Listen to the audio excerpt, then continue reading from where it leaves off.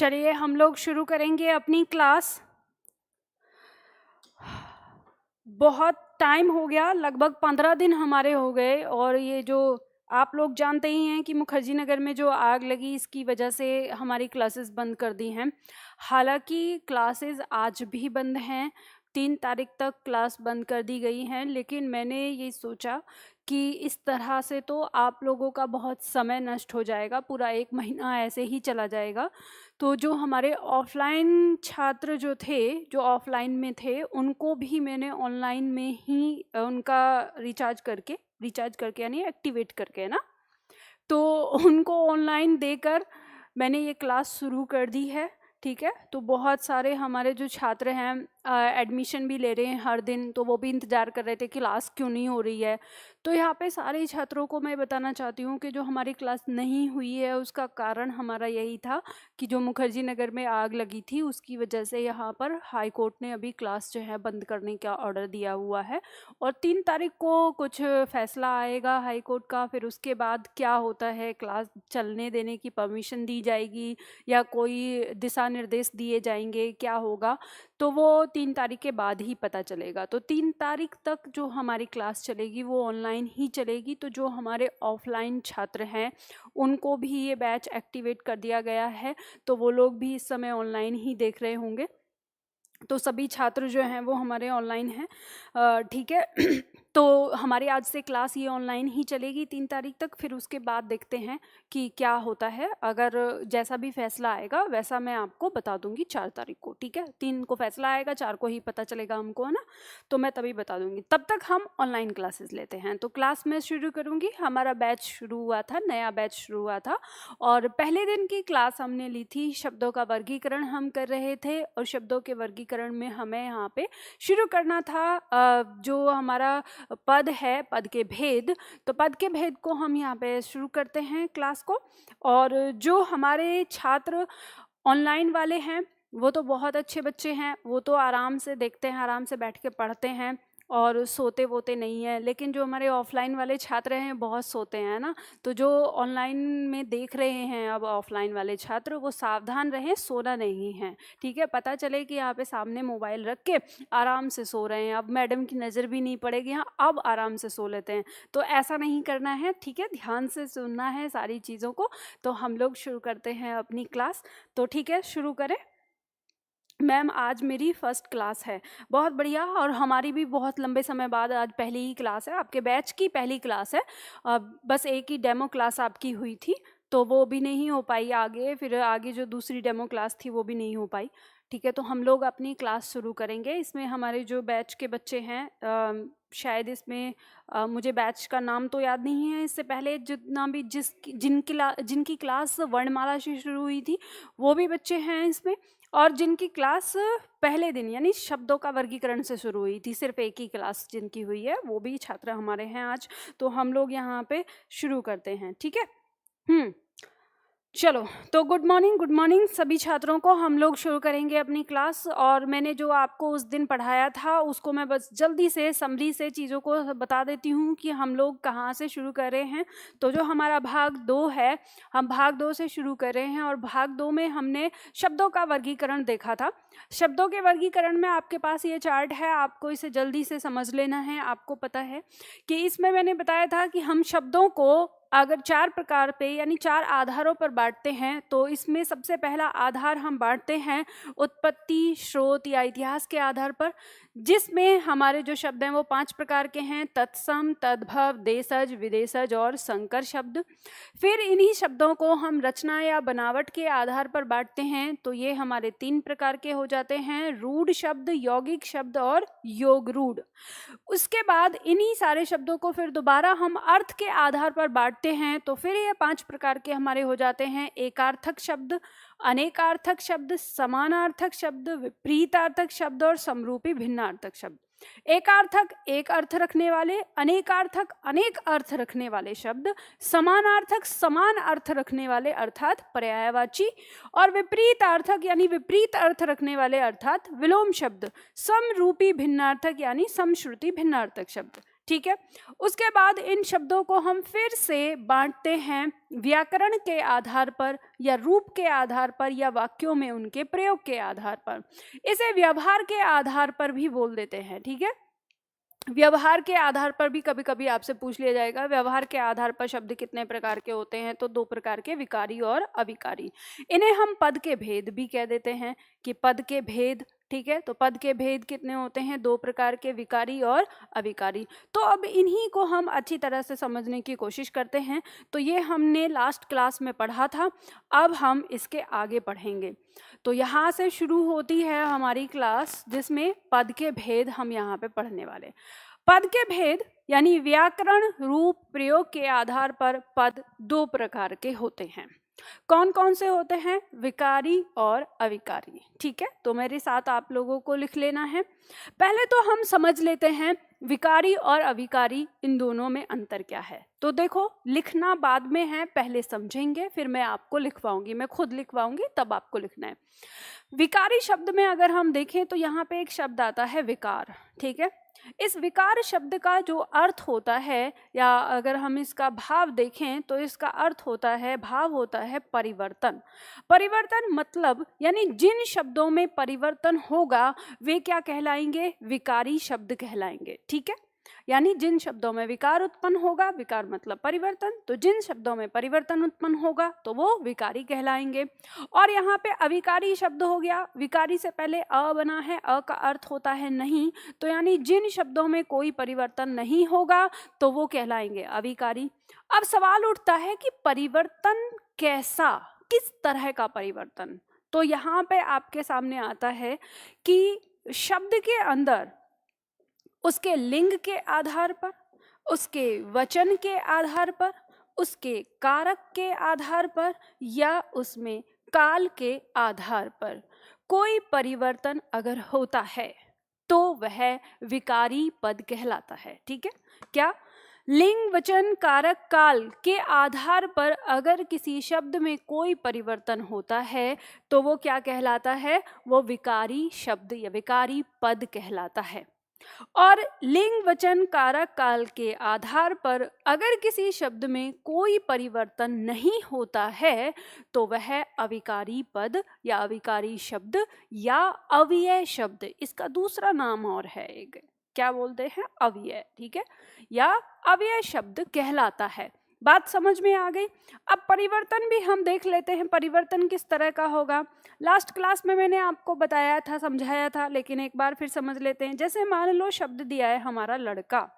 अब लड़का का अगर आपसे कोई बहुवचन पूछे तो आप बताएंगे कि लड़का का बहुवचन क्या है, लड़के। अगर आपसे कोई कहे कि लड़का का स्त्रीलिंग बताइए तो आप बताएंगे लड़का का स्त्रीलिंग लड़की। तो यहाँ पर लड़के और लड़की इन दोनों में अंतर है, किससे, लड़का शब्द से।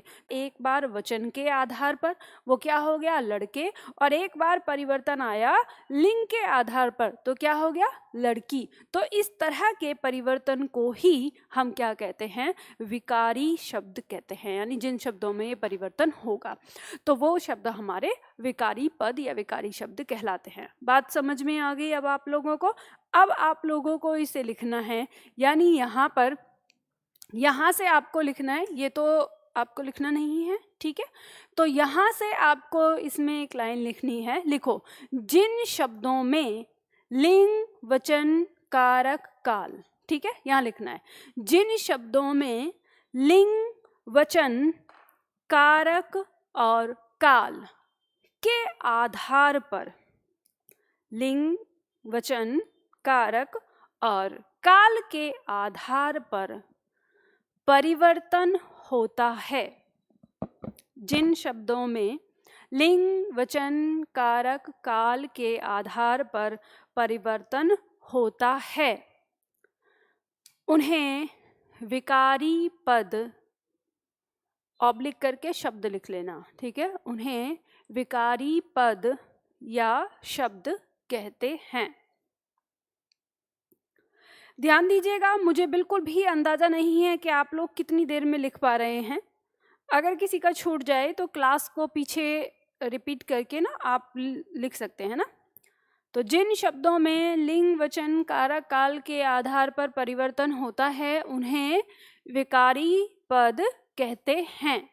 पूर्ण विराम लगा के आपको लिखना है ये 4 प्रकार के होते हैं। ठीक है, ये 4 प्रकार के होते हैं के बाद निर्देशक चिन्ह लगा के लिखिएगा। संज्ञा, सर्वनाम, संज्ञा सर्वनाम, कमा विशेषण,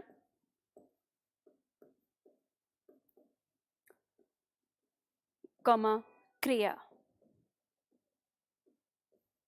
ठीक है, ये 4 प्रकार के होते हैं, संज्ञा, सर्वनाम, विशेषण, क्रिया।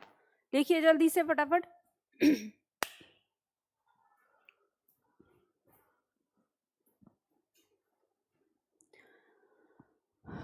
इसके बाद अभिकारी में लिखिए जिन शब्दों में लिंग वचन कारक काल, जिन शब्दों में लिंग वचन कारक काल का कोई प्रभाव नहीं पड़ता, जिन शब्दों में लिंग वचन कारक काल का कोई प्रभाव नहीं होता उन्हें अविकारी शब्द कहते हैं। उन्हें अविकारी शब्द कहते हैं। उन्हें अविकारी शब्द कहते हैं। ये 4 होते हैं। ठीक है, ये भी 4 होते हैं। ये 4 होते हैं। कौन कौन से? क्रिया विशेषण, क्रिया विशेषण, संबंध बोधक, संबंध बोधक,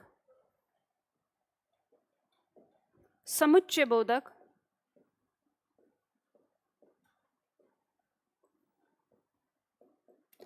संबंध बोधक, समुच्चय बोधक और विस्मयादि बोधक या विस्मय बोधक कहते हैं।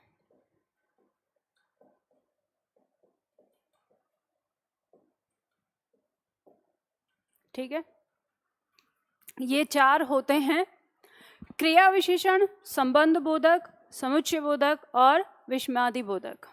ठीक है,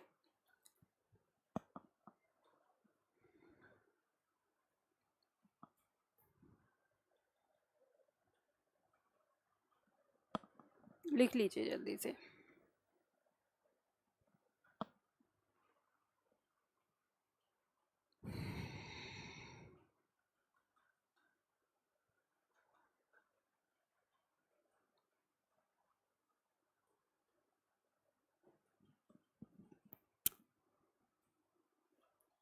ठीक है, चलिए मैं मिटा रही हूं। अगर किसी का छूटता है तो आप क्लास को रोक कर इसे लिख सकते हैं। ठीक, चलो आज हम पढ़ेंगे तो ये हमने देखा कि विकारी शब्द जो हैं ये हमारे 4 होते हैं, संज्ञा, सर्वनाम, विशेषण और क्रिया। और अविकारी शब्द ये भी 4 होते हैं, क्रिया विशेषण, संबंध बोधक, समुच्चय बोधक और विस्मयादि बोधक। अब एक एक करके हम लोगों को इन्हें पढ़ना है। ठीक है, तो सबसे पहले हम पढ़ेंगे संज्ञा शब्द, यानी जो हमारे संज्ञा पद हैं ये हमारे क्या हैं, तो इन्हें हमें पढ़ना है। तो शुरुआत करेंगे हम विकारी शब्द में। सबसे पहला है हमारा संज्ञा। संज्ञा की परिभाषा क्या है? आप सभी लोग बचपन से पढ़ते आए हैं इसे, कि संज्ञा उस विकारी शब्द को कहा जाता है जिसके द्वारा किसी व्यक्ति, वस्तु, भाव, जीव और स्थान के नाम का बोध हो। तो हम एक चीज कह सकते हैं, जैसे आपने देखा हो कुछ लोग संज्ञा को नाम कहते हैं, कि संज्ञा क्या है? नाम है। किसी भी वस्तु, किसी भी व्यक्ति, किसी भी स्थान, किसी भी भाव, किसी भी अवस्था, किसी भी स्थिति का जो नाम है वो क्या कहलाता है? संज्ञा कहलाता है। ठीक है, जैसे उदाहरण के तौर पर हम देख सकते हैं, मान लो पुस्तक।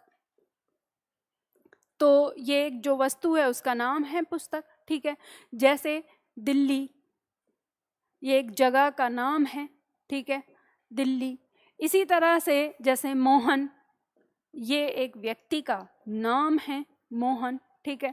जैसे गाय, ये एक पशु है, उस पशु के बारे में बताया गया है कि गाय एक अलग प्रकार है, उसकी जाति का नाम है, ठीक है।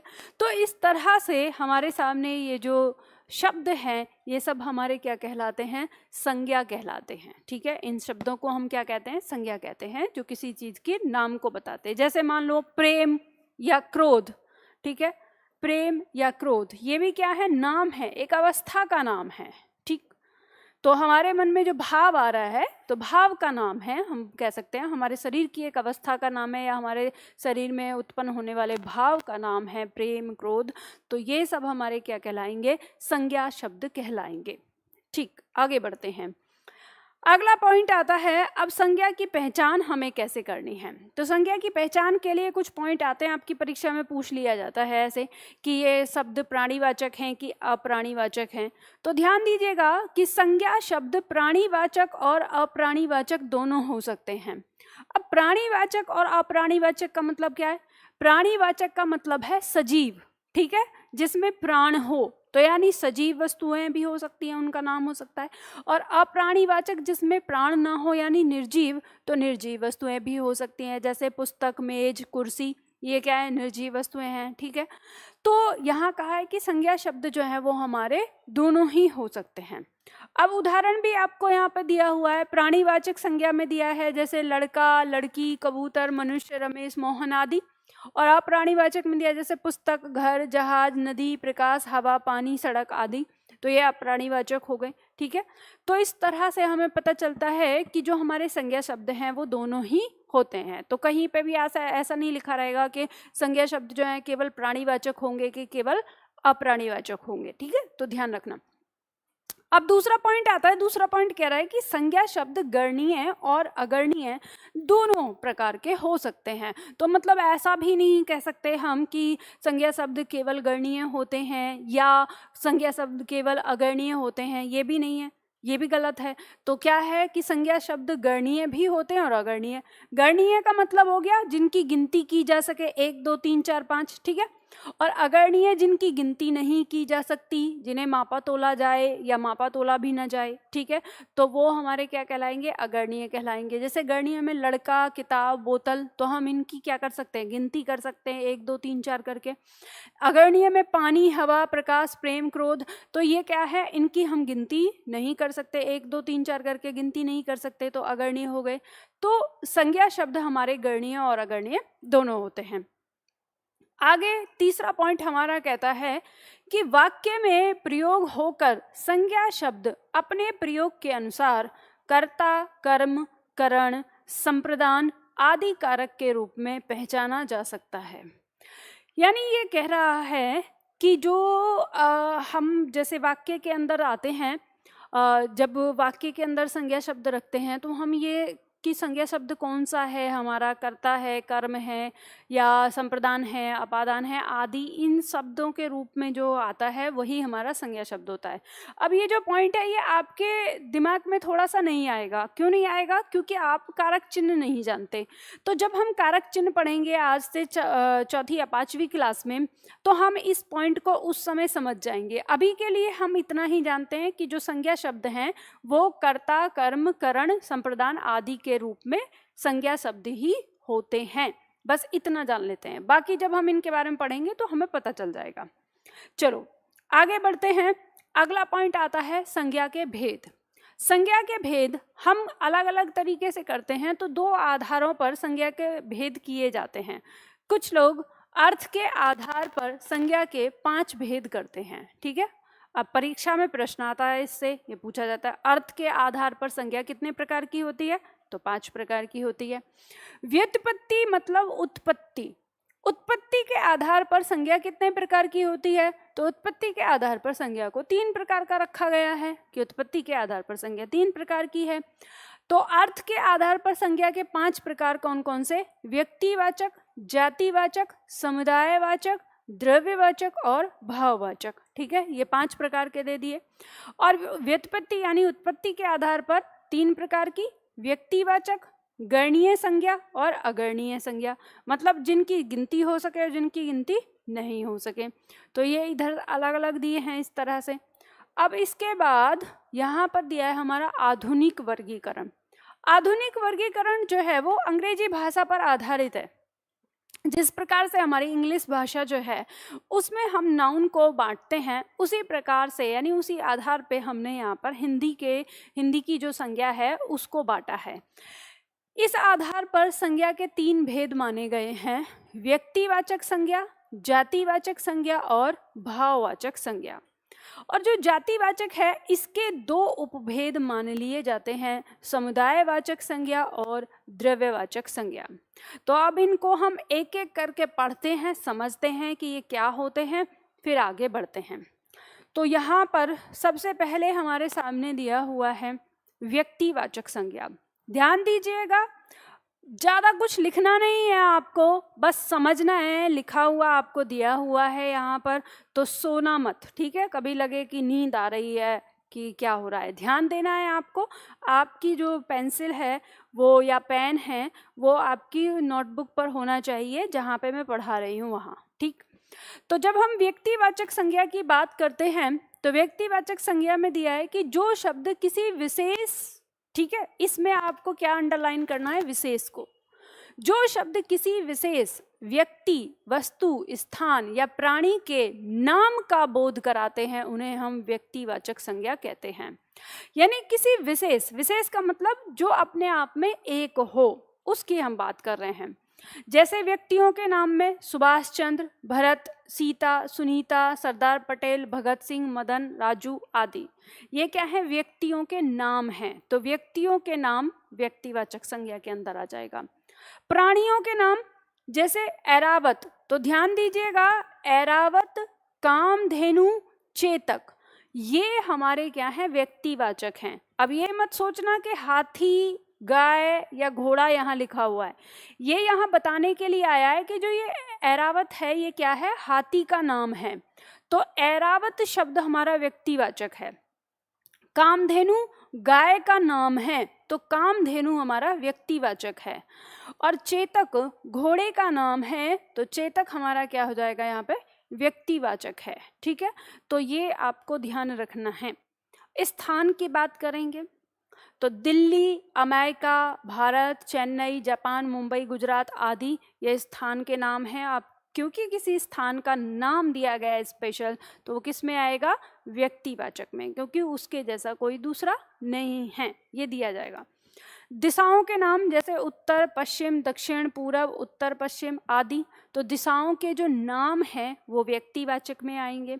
समुद्रों के नाम जैसे भूमध्य सागर, हिंद महासागर, अब हिंद महासागर तो एक ही है अपने आप में, तो इस तरह से इनके नाम जो हैं वो हमारे क्या आएंगे, समुद्रों के, यानी ये समुद्रों के नाम हमारे व्यक्तिवाचक में आ जाएंगे। इसी तरह से नदियों के नाम जैसे गंगा, ब्रह्मपुत्र, नर्मदा आदि, पर्वतों के नाम जैसे हिमालय, विंध्याचल, अरावली आदि, पुस्तकों के नाम जैसे रामचरितमानस अपने आप में क्या है, व्यक्तिवाचक है, जैसे ऋग्वेद अपने आप में क्या है, व्यक्तिवाचक है।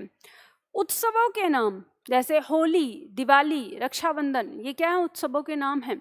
महीनों के नाम जैसे मई, जून, जुलाई आदि, तो यानी जो 12 महीने हैं, 12 महीनों के जो नाम हैं वो हमारे किस में आएंगे, व्यक्तिवाचक के अंदर आएंगे। दिनों के नाम सोमवार, मंगलवार, बुधवार, शुक्रवार, ये सब हमारे क्या आएंगे, व्यक्तिवाचक में आएंगे, ठीक है। तो यहाँ पे हम उदाहरण लिखते हैं और उदाहरण लिख के हम समझने की कोशिश करते हैं। जैसे वाक्य हम लिखते हैं,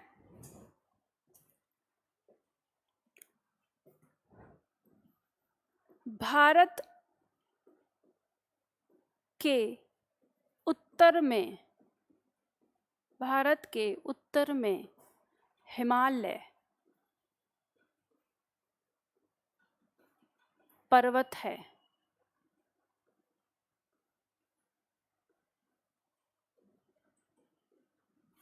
दूसरा वाक्य हम लिखते हैं,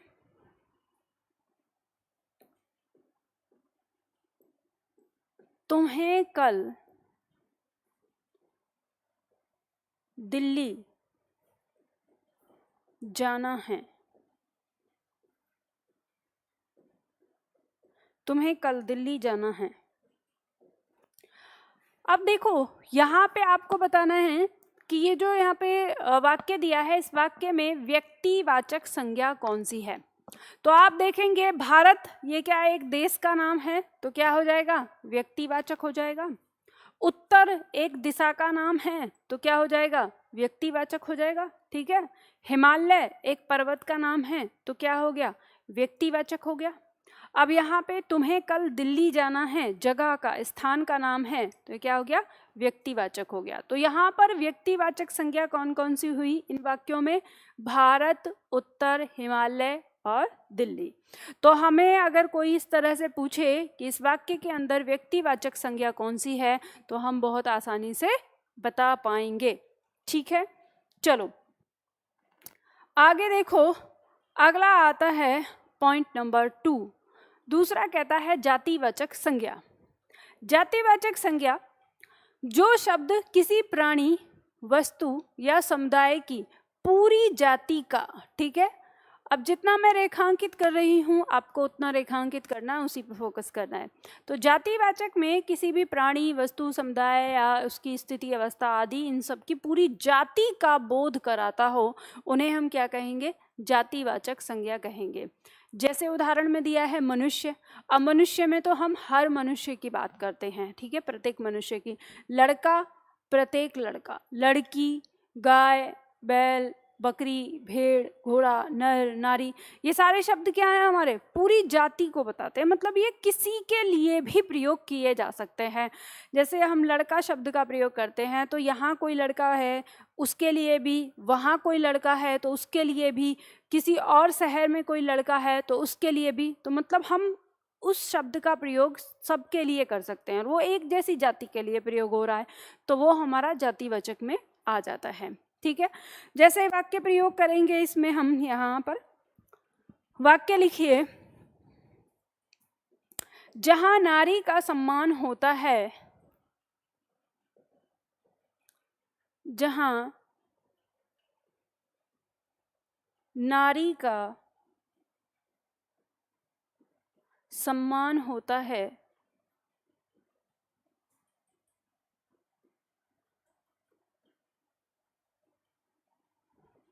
वहाँ देवता वास करते हैं।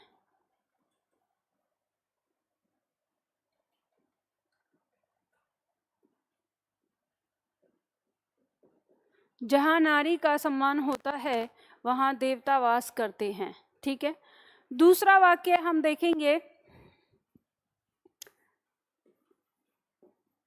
इस देश में, इस देश में नदियों को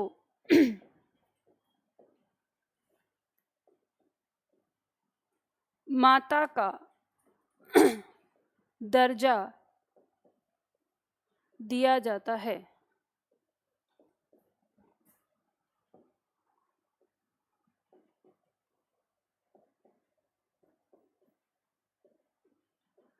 इस देश में नदियों को माता का दर्जा दिया जाता है। अब आपको बताना है इन दोनों वाक्यों में जातिवाचक संज्ञा। ठीक है, तो हम देखेंगे कि जहां नारी, तो नारी शब्द में क्या हो गया, जातिवाचक हो गया। का सम्मान होता है, वहाँ देवता वास करते हैं, तो देवता कोई भी देवता हो जाएगा। ठीक है, तो यहाँ पर क्या हो गया, देवता में भी जातिवाचक हो गया। इस देश में, तो देश शब्द ये हमारा क्या हो गया, जातिवाचक हो गया। नदियों, ठीक है, तो नदियाँ जो शब्द है, नदी, वो हमारा जातिवाचक हो गया। माता का दर्जा, तो माता, माता किसी की भी हो सकती है। ठीक है, पूरी जाति समूह का बोध कर रहा है ये शब्द। तो यहाँ पे हमें पता चलता है कि नारी, देवता, देश, नदियाँ और माता, ये शब्द हमारे क्या हैं, जातिवाचक संज्ञा के हैं। बात समझ में आ गई आपको?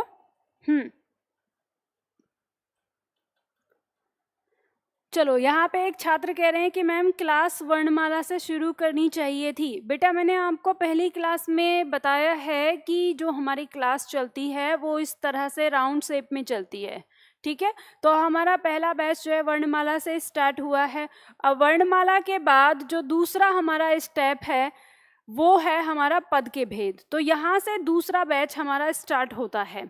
वो इस तो अब अगर हम इसे पूरा करेंगे, एक साथ पूरा करें, तो आपको 3 महीने का इंतजार करना होता है। तो इसलिए यहाँ पे लगभग 20-25 क्लास के बाद आपका बैच यहाँ से भी शुरू होता है। तो जब आप यहाँ से शुरू करेंगे और जब इस तरह से पढ़ के आएंगे तो आपको फिर वर्णमाला कराया जाएगा।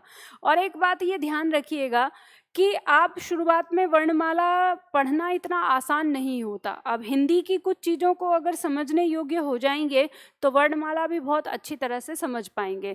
आप इस चीज़ से निश्चिंत रहिए कि वर्णमाला का प्रयोग जिन टॉपिक में होता है उन टॉपिक को मैं आपको वर्णमाला पढ़ाने के बाद ही कराऊंगी।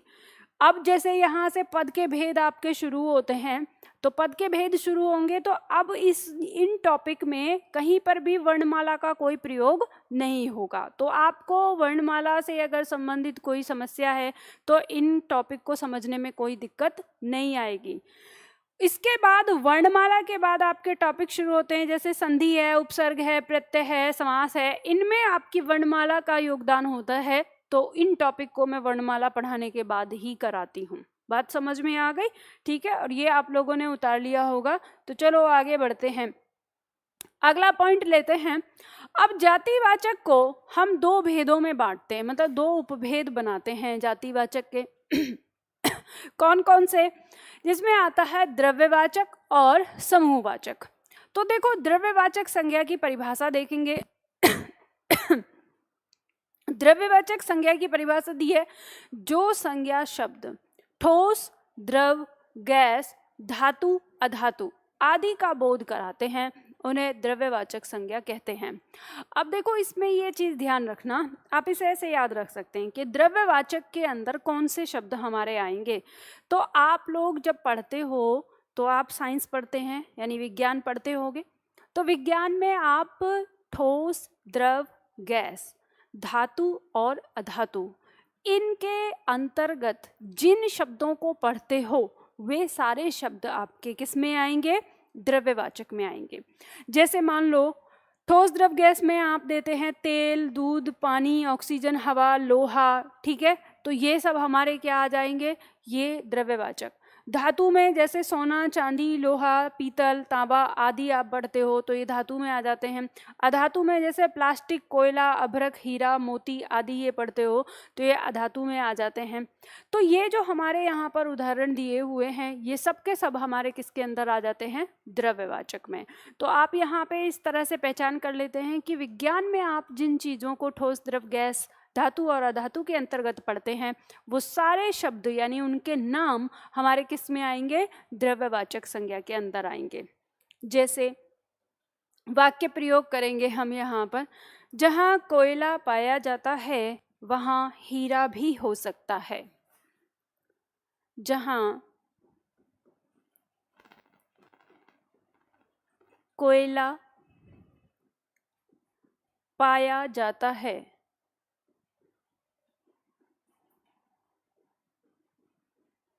वहाँ हीरा भी हो सकता है।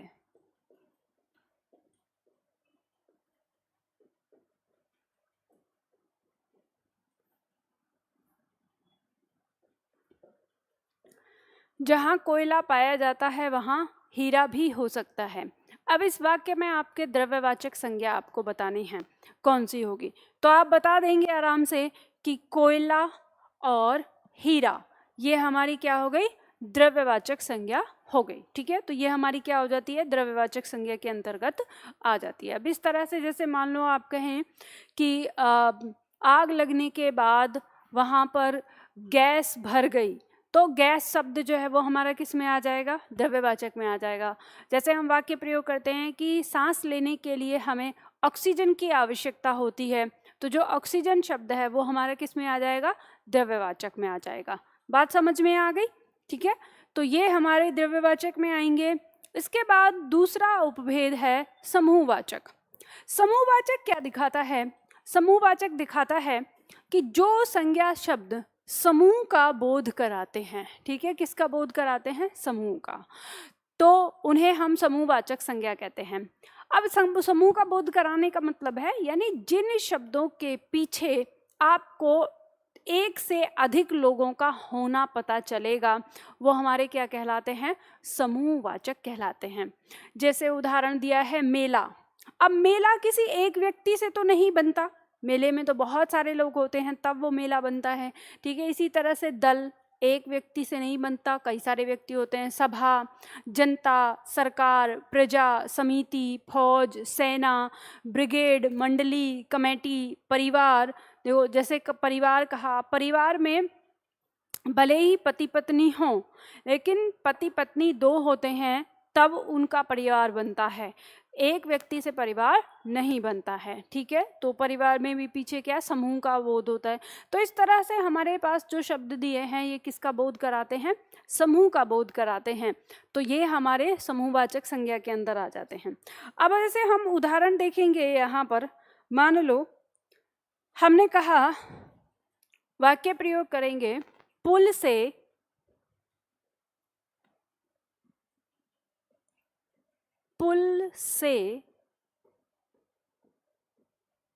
सेना की एक टुकड़ी गुजरी।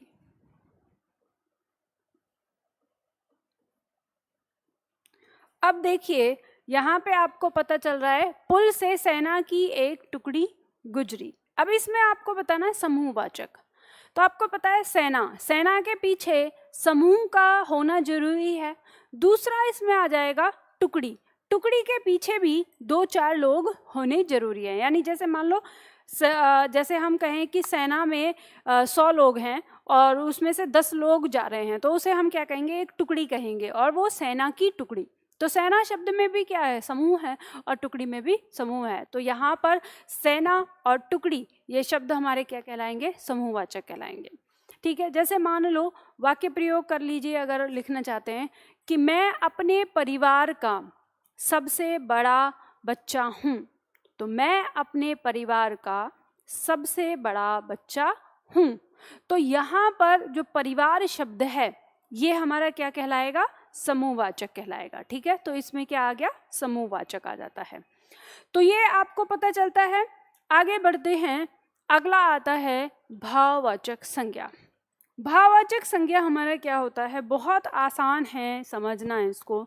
भाववाचक संज्ञा में जिन संज्ञा शब्दों से किसी व्यक्ति अथवा वस्तु के गुण, दोष, दशा, अवस्था, भाव आदि, अब यहाँ पे लिखो आदि के नाम का, ठीक है, आदि के नाम का बोध होता है। इसमें एक शब्द छूट गया है, इसे आपको बताना है। जिन संज्ञा शब्दों से किसी व्यक्ति अथवा वस्तु के गुण, दोष, दशा, अवस्था, भाव आदि के नाम का बोध होता है वे भाववाचक संज्ञा शब्द कहलाते हैं, ठीक है। उन्हें हम क्या कहते हैं? भाववाचक संज्ञा कहते हैं। अब कुछ भाववाचक संज्ञा स्वतंत्र होती हैं तो कुछ विभिन्न प्रत्ययों से जोड़कर बनाई जाती हैं। अब भाववाचक संज्ञा मतलब कुछ तो अपने आप बनी होती हैं और कुछ प्रत्ययों से जोड़कर बनाई जाती हैं। तो अब कौन सा किस तरह से होता है अब हम इसको देख लेंगे यहाँ पर। जैसे उदाहरण दिया हुआ है अच्छाई। अब देखो ये अच्छाई जो है ये किससे बना है? अच्छा शब्द में आई प्रत्यय जोड़कर हमने बनाया है, तो अच्छाई ये क्या है? प्रत्यय से बना है। बुराई, बीमारी, लंबाई, चौड़ाई, सुंदरता, कुरूपता, चतुरता, ऊंचाई, ठीक है। अब बचपन, बुढ़ापा, यौवन, जन्म। अब जैसे जन्म है ये स्वतंत्र रूप से बना है। मृत्यु, भूख, प्यास, हरियाली, आशा, निराशा, क्रोध, प्रेम, शोक, घृणा, शांति, निंदा, प्रशंसा, सत्य, झूठ, माया, मोह, मित्रता आदि ये सारे शब्द हमारे किस में आएंगे? भाववाचक में आएंगे। अब भाववाचक को समझने के लिए एक और तरीका है आपके पास, आप समझ सकते हो कि भाववाचक वे संज्ञाएं होती हैं जिन्हें हम सिर्फ महसूस करते हैं, ना हम देख सकते हैं ना हम छू सकते हैं, केवल हम उन्हें महसूस कर पाते हैं। तो आप इसमें देख सकते हैं, जब भी जितने भी शब्दों को देखेंगे आपको पता चलेगा। जैसे मान लो अगर हम बुढ़ापा कहें कि बुढ़ापा क्या है, तो बुढ़ापा एक अवस्था है, अवस्था का नाम है। तो बुढ़ापा, क्या हम बुढ़ापा को देख पाते हैं? नहीं, हम बुढ़ापे को केवल महसूस कर पाते हैं। अब आप कहोगे कि मैम बुढ़े आदमी को तो हम देखते हैं, उसकी खाल सुकड़ी सी रहती है, झुका हुआ होता है, धीरे धीरे चल रहा होता है, कांप रहा होता है। तो बेटा वो मानव है और मानव का शरीर है, ये वही शरीर है जो जवानी में एक अलग था और अब बुढ़ापे में, तो यानी वो क्या एक अवस्था आई। तो आज भी हम उस शरीर को देख रहे हैं, लेकिन जो बुढ़ापा है उसे हम केवल महसूस कर पा रहे हैं, वो हमें दिखाई नहीं देता, ना हम उसे छू सकते हैं ना देख सकते हैं। तो हम देख रहे हैं उस मनुष्य के शरीर को, ना कि बुढ़ापा को। हम बुढ़ापे को, उसके शरीर को देखने के बाद हम बुढ़ापे को अनुभव कर रहे हैं, महसूस कर रहे हैं। ठीक है, इसी तरह से जैसे मान लो लंबाई चौड़ाई की बात करते हैं आप, लंबाई, तो आप कहेंगे कि मैम हम लंबाई को देख पाते हैं। तो नहीं, आप लंबाई को नहीं देख पाते हो, आप लंबाई को केवल महसूस कर पाते हो। अब जैसे मान लीजिए कि आप 1 साल पहले मुखर्जी नगर आए थे, तो उस समय आपका भतीजा था, वो आपके यहाँ कंधे पर आता था। ठीक है, अब 1 साल बाद आप घर गए तो अब उसकी लंबाई बढ़ गई, तो वो आपके कान पे आता है। तो आप कहेंगे कि मैम देखो हमें पता चल गया, यहाँ से यहाँ तक लंबाई बढ़ी, तो हमने तो देख लिया उसको। तो ध्यान दीजिएगा कि आपने लंबाई को नहीं देखा, आपने किसको देखा है? आपने उसके शरीर को देखा। यहाँ पे था तब भी उसका शरीर देखा, और जब यहाँ हो गया तब भी आपने उसका शरीर देखा। यहाँ से लेके यहाँ तक जो ये इतना ऊंचा बढ़ा है, आपने इस अवस्था को महसूस किया, देखा नहीं, छुआ नहीं, केवल महसूस किया कि शरीर अब इतना लंबा हो गया है। ठीक है, देखा किसको? शरीर को ही देखा। तो इस तरह से यहाँ जितने भी शब्दों को आप देखेंगे तो आप पाएंगे कि इनमें वो शब्द हैं जिन्हें हम केवल महसूस करते हैं, हम देख नहीं पाते। जैसे मान लो मृत्यु की बात करें, आप कहें कि मैम मृत्यु, जब आदमी मर जाता है तो हम देख पाते हैं? नहीं, फिर वही बात आएगी, आप आदमी के जीवित शरीर को देखते हैं जब वो जीवन, यानी जैसे अब इसमें जीवन शब्द भी आ जाएगा। जो जीवन है, जीवन होना क्या, कोई व्यक्ति जीवित है तो वो जी रहा है तो उसका जीवन है। अब जीवन क्या है? हम उसको महसूस कर रहे हैं, उसे हम देख नहीं पा रहे फिर, क्योंकि कोई व्यक्ति जीवित है, जी रहा है अपनी जिंदगी को, तो हमने जीवन कह दिया। अब इसी तरह से वो मर गया, अब मर गया तो हम उसके शरीर को देख रहे हैं, हम कह रहे हैं इसकी मृत्यु हो गई। तो वहाँ पे जो हम देख रहे हैं वो आदमी ही है, उसकी डेड बॉडी है, उसकी लाश है, हम उसको देख रहे हैं, हम उसे नहीं देख रहे, मृत्यु को नहीं देख पा रहे हैं, मृत्यु को तो हम केवल महसूस कर पा रहे हैं। तो इसी तरह से जो हमारे ये शब्द हैं, ये सब के सब वो हैं जिन्हें हम महसूस कर पाते हैं। तो बहुत आसान है आप लोगों को भाववाचक संज्ञा को पहचानना, अगर कभी आता है। चलो इसमें वाक्य प्रयोग करते हैं, वाक्य प्रयोग करके हम यहाँ पर समझने की कोशिश करेंगे। जैसे उदाहरण दिया है, प्रेम ही जीवन का आधार है। वाक्य प्रयोग करते हैं हम, प्रेम ही जीवन का आधार है। अब इस वाक्य के अंदर आपको भाववाचक संज्ञा खोजनी है।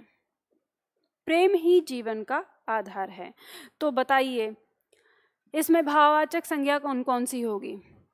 तो देखो, प्रेम भाववाचक संज्ञा है, जीवन भाववाचक संज्ञा है, और आधार, आधार होना किसी चीज का, ठीक है, ये भी क्या है? भाववाचक है। आधार शब्द को भी हम देख नहीं पाते, हम केवल महसूस कर पाते हैं ना। ठीक है, तो इसमें 3 शब्द हो गए, प्रेम, जीवन और आधार, ये हमारे क्या हैं? भाववाचक संज्ञा हैं। सब बात समझ में आ गई? ठीक है, अब इसके बाद एक पॉइंट आता है कि भाववाचक संज्ञा को आप कितने प्रकार से बदल सकते हैं। ठीक है, दिया होता है कि भाववाचक संज्ञा को आप भाववाचक संज्ञा कितने प्रकार से बना सकते हैं। आपकी परीक्षा में भी प्रश्न आता है कि भाववाचक संज्ञा कितने प्रकार से बनाई जा सकती है। तो अगर परीक्षा में प्रश्न आएगा तो आप लिखेंगे 5 प्रकार से। तो भाववाचक संज्ञा 5 प्रकार से बनाई जा सकती है, और किस किस से बनाई जा सकती है वो आगे दिया है। जातिवाचक शब्दों से भाववाचक संज्ञा बनाई जा सकती है। जैसे पुरुष शब्द है तो पुरुष से पुरुषत्व हो गया, तो ये हमारी भाववाचक बन गई। मानव से मानवता हो गया, भाववाचक बन गया। ठीक है, सर्वनाम से भाववाचक बना सकते हैं। जैसे अपना सर्वनाम है तो अपनत्व यहाँ पर क्या हो गया, भाववाचक संज्ञा हो गई। निज से निजत्व बना दिया या निजता हो जाएगा तो ये क्या हो जाएगा, भाववाचक संज्ञा हो जाएगी। इसी तरह से विशेषण से भाववाचक संज्ञा बनाना। मीठा शब्द में हमने आस जोड़कर मिठास बना दिया तो मिठास क्या हो गया, भाववाचक संज्ञा। सुंदर से सुंदरता, उदार से उदारता, तो ये हमारी क्या हो गई, भाववाचक संज्ञा हो गई। क्रिया से भाववाचक बनाना। क्रिया शब्द जैसे देखेंगे, थकना से थकावट या हंसना, थकना से थकावट हो गया और हंसना से हंसी बन गया, लड़ना से लड़ाई बन गया। ठीक है, इस तरह से तो थकावट, हंसी और लड़ाई ये हमारी क्या हो गई, भाववाचक संज्ञा हो गई। अब अव्यय से भाववाचक, जैसे अव्यय तो परस्पर शब्द है, तो परस्पर का मतलब एक दूसरे के प्रति, तो परस्पर से पारस्पर्य हो गया। वाहवाह से वाहवाही हो गया, मना से मनाही हो गया, तो पारस्पर्य, वाहवाही और मनाही ये हमारी भाववाचक संज्ञा बन गई। किससे, अव्यय शब्दों से। तो यहाँ पे हमारे पास दिया है कि भाववाचक संज्ञा बनाने के 5 तरीके हैं। जातिवाचक से, सर्वनाम से, विशेषण से, क्रिया से और अव्यय से। तो ध्यान दीजिएगा, अगर हम भाववाचक संज्ञा बनाने की बात करें तो ये व्यक्तिवाचक संज्ञा से भी बन सकता है। ठीक है, भाववाचक, जैसे गांधी से गांधित्व या राम से रामत्व। ठीक है, तो राम क्या है, अपने आप में व्यक्तिवाचक है। ठीक है, उसमें त्वा प्रत्यय लगाकर रामत्व बना दिया तो वो हमारा क्या हो गया, भाववाचक बन गया। तो व्यक्तिवाचक संज्ञा से भी बनता है, लेकिन जब भी आपकी परीक्षा में आएगा तो आपको 5 ही प्रकार लिखने हैं, क्योंकि किताबों में ये 5 प्रकार से ही दिया है, तो इसलिए आपको 5 ही लिखना है। लेकिन अगर कोई पूछे आपसे कि क्या व्यक्तिवाचक से नहीं बन सकता भाववाचक, तो आप बताइएगा कि व्यक्तिवाचक से भी भाववाचक बन सकता है, जैसे राम से रामत्व, गांधी से गांधीत्व। ठीक है, तो इसी तरह से हम जो त्वय लगाकर भी बना देते हैं। ठीक, चलो, तो ये बात आपको समझ में आ गई। तो यहाँ पे अब हमने संज्ञा यहाँ देखी, लेकिन अब यहाँ आता है कि संज्ञा इतनी आसान है तो हमें संज्ञा में प्रॉब्लम क्यों होती है। संज्ञा के कुछ शब्द हैं जिनमें हमें प्रॉब्लम हो जाती है। जैसे कुछ शब्द हैं, मान लो शब्द दिया है हमारा आम, तो हमसे पूछा जाता है कि आम शब्द में जातिवाचक है कि व्यक्तिवाचक है। तो ये इसे लेके हमारे छात्रों में बड़ा ही कन्फ्यूज़न रहता है। तो एक बात ध्यान दीजिएगा, जैसे ही आप आम बोलते हैं आपके दिमाग में किसी विशेष फल की फोटो आती है या अलग अलग जाति के फल की फोटो आती है कि इसमें अलग अलग हो सकते हैं। तो जैसे ही आप आम बोलते हैं तो आपके दिमाग में फोटो आती है कि एक विशेष फल है। ठीक है, तो हम कहते हैं फल, और फल में एक आम, एक केला, एक पपीता। ठीक है, फल के अंदर जैसे एक पपीता या एक सेब। तो ध्यान दीजिएगा कि इन शब्दों की जो यहाँ पे फल है ये क्या है, ये जातिवाचक है। ठीक है, नोट कर लीजिएगा, ये जातिवाचक है। लेकिन अब हम यहाँ पर देखेंगे कि आम, केला, पपीता, सेब ये सब के सब हमारे क्या हैं, क्योंकि फल के अंदर आए हैं, ये विशेष को दिखा रहे हैं, तो ये इस समय क्या है, व्यक्तिवाचक हैं। क्या है, व्यक्तिवाचक। लेकिन आजकल जो फल हैं वो अलग अलग जगह से आते हैं। जैसे मान लो आम है, तो आम उत्तर प्रदेश में कई प्रकार का पाया जाता है, जैसे सिंदूरी आम है, लंगड़ा आम है, दशहरी आम है, आदि आदि करके। तो जब आम की प्रजातियां दिखाई जाएंगी तो उस समय आम फिर जातिवाचक कहलाएगा। अब कब आपको जातिवाचक में लिखना है और कब इसको व्यक्तिवाचक में लिखना है, ये एक महत्वपूर्ण पॉइंट है। तो वो मैं आपको बताती हूँ आपको किस तरह से लिखना है। यदि किसी पंक्ति के अंदर यानी किसी प्रश्न में अगर विकल्प रूप में आम दिया है, केवल आम रखा है, तो आप सबसे पहले उसको व्यक्तिवाचक में ही चुनेंगे। ठीक है, किस में रखेंगे? व्यक्तिवाचक में रखेंगे। लेकिन अगर वो वाक्य प्रयोग करके दिया है, मान लो ऐसे वाक्य दिया है, पहला वाक्य, मुझे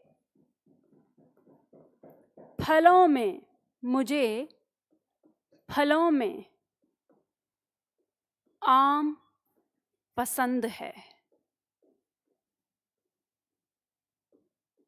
ठीक है, और दूसरा वाक्य दिया, मुझे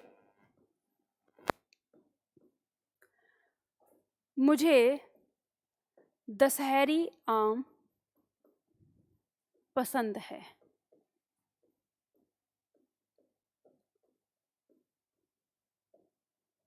अब ये दो वाक्य आपके सामने दिए हैं, इसमें ये आम है, ये आम है। ठीक है, तो दोनों ही आम का जो अगर इनकी संज्ञा देखेंगे तो वो अलग अलग हो जाएगा। यहाँ पे फलों में आम व्यक्ति विशेष को दिखा रहा है, तो ये व्यक्तिवाचक हो जाएगा। ठीक है, क्या हो जाएगा? व्यक्तिवाचक। यहाँ पर क्या लिखेंगे? व्यक्तिवाचक। लेकिन यहाँ पे ये आम की एक प्रजाति को दिखा रहा है, तो प्रजाति को दिखा रहा है, तब ये क्या हो जाएगा? जातिवाचक हो जाएगा। लिख लीजिएगा इसको। ठीक है, तो यहाँ ये क्या हो गया? जातिवाचक। तो जब भी कभी आपको शब्दों की संज्ञा को इस तरह से पहचानना होगा कि इसमें कौन सी संज्ञा है, तो आपको इस बात पर ध्यान देना होगा कि वो किस विशेष बात की ओर इशारा कर रहा है। अब कभी अगर ऐसे आ जाए परीक्षा में केवल आम लिखकर, केवल आम ऐसे कि आम किस संज्ञा का शब्द है, तो आपको सदैव इसे व्यक्तिवाचक में रखना है। ठीक, अब किसी छात्र ने YouTube पे कमेंट किया हुआ था कि मैम आम जो है वो द्रव्यवाचक में आएगा। किसी अध्यापक ने उन्हें ये बताया कि आम को हम मापते तोलते हैं, तो जिनको हम मापते तोलते हैं उन्हें हम द्रव्यवाचक में रखते हैं, ऐसा उन्हें कुछ बताया। ठीक है, तो अगर आप में से कोई किसी भी छात्र को ऐसा किसी ने पढ़ा हो या ऐसा किसी ने बताया हो, तो उस चीज़ के लिए भी मैं आपको बता देती हूँ कि ये गलती मत करना भूल के। आम कोई द्रव्यवाचक नहीं है। और द्रव्यवाचक कौन से शब्द होते हैं? द्रव्यवाचक का मतलब वो नहीं होता कि जिन्हें हम मापते तोलते हैं।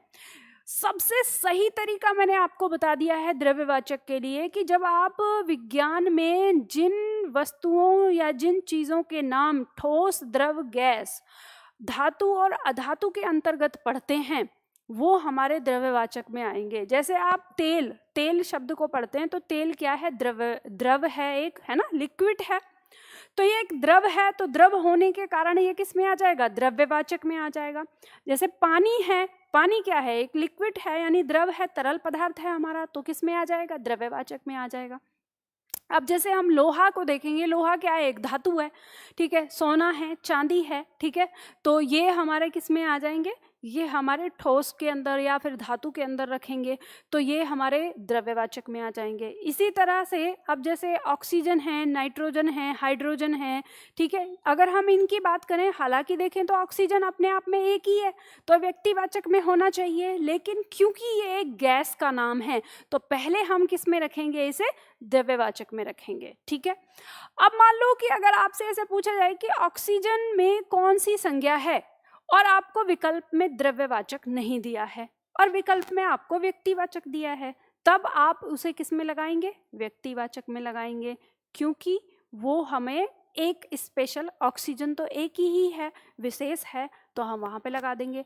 लेकिन अगर ऑप्शन में व्यक्तिवाचक और द्रव्यवाचक दोनों दिए होंगे, तो सबसे पहला अधिकार किसका होगा? द्रव्यवाचक का होगा, क्योंकि उसकी परिभाषा उसे दे रही है कि वो एक गैस है। ठीक है। तो ये आपको ध्यान देना है। अब इस तरह की गलती बिल्कुल नहीं करना है कि कुछ भी लगा दें। कि कुछ लोग कहते हैं मापते तोलते वाली बात संज्ञा के अंतर्गत नहीं रखी गई है। ये बात ध्यान रखिएगा, मापना तोलना और ये वाली चीज़ों के बारे में नहीं कहा गया है संज्ञा के अंतर्गत। अलग अलग मैंने आपको बता दिया कि जैसे गणनीय और अगणनीय शब्द आ गए, अगर हम उसमें रखेंगे तो वो तीसरा अलग प्रकार हो जाता है। लेकिन हम जो इस समय संज्ञा पढ़ रहे हैं वो आधुनिक के प्रकार के में पढ़ रहे हैं, जिसमें हमने पढ़ा व्यक्तिवाचक, जातिवाचक और भाववाचक। और जातिवाचक में हमने 2 भाग पढ़ लिए, द्रव्यवाचक और समुदायवाचक। अब इसमें आपको ध्यान देना है कि जो द्रव्यवाचक और समुदायवाचक है इनके अंदर भी हमारा जातिवाचक निर्धारित होता है। अब कैसे? जैसे मान लो मैंने अभी आपको ये कहा कि तेल, जैसे शब्द आ गया तेल, तो हर शब्द में नहीं होगा, ये पानी के साथ ये लागू नहीं होगा, इस बात को ध्यान रखिएगा।